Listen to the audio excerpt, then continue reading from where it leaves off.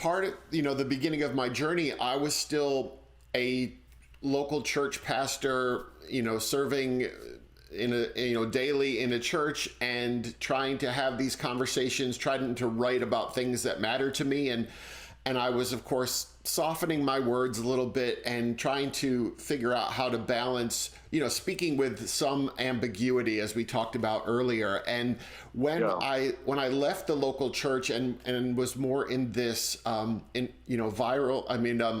environment, I had a freedom that I didn't have before. And I realized I can now ask anything and say everything. So the difference, at least in me, was I realized that there is not time to try and coddle people or to maybe protect even myself. We just have to say it as clearly as we can, because there's not a lot of time to waste, because people, we're not talking about politics or theology in big letters. We're talking about human beings, and we're talking about people who are under duress right now. And so there is an impatience that I have at times. And so it's about balancing that impatience with, as we mentioned, trying to bring people along who are somewhere in their state of evolution. We want people to change over the conversation we're having with them, but that's just not how this is going to work.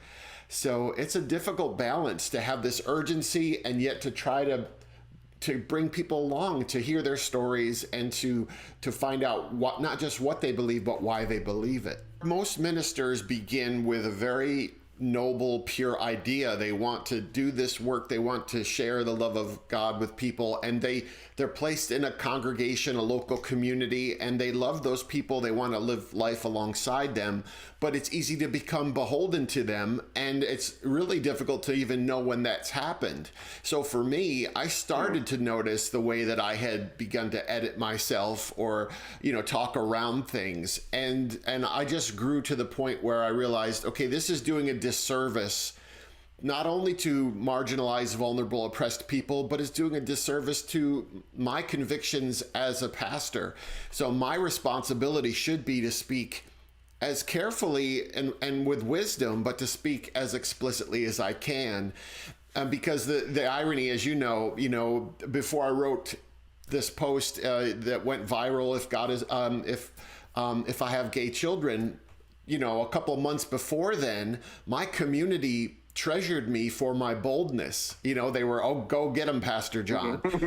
But the moment that boldness doesn't align with them theologically or politically, then suddenly that's problematic.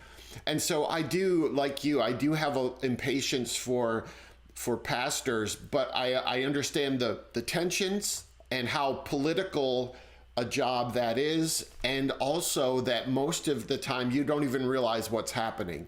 So we may see it as someone who's hiding or being silent, and they may just see it as, I'm trying to navigate something that's really complex and I don't know how to do it. Support independent faith-based journalism. Baptist News Global.